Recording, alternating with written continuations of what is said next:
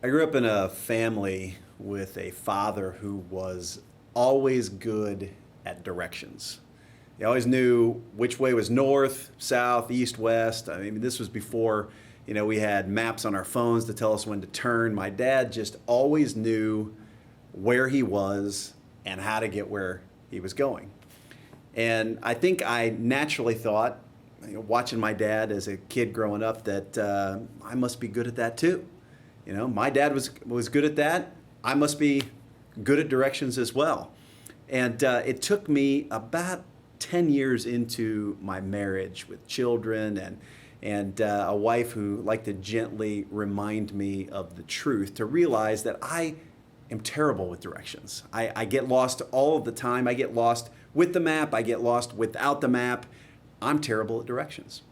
And it's funny because that feels like a bad thing.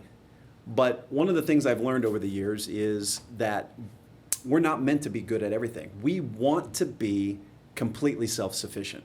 In our perfect world, we would be able to do everything flawlessly. But God didn't create us that way. God created us first to be dependent on Him, and then second to be dependent on one another. And so when we think about it in the context of our work environment, our home environment, we were made to need each other. We were made to be surrounded by people who have skill sets that we don't have, that have abilities that we don't hold.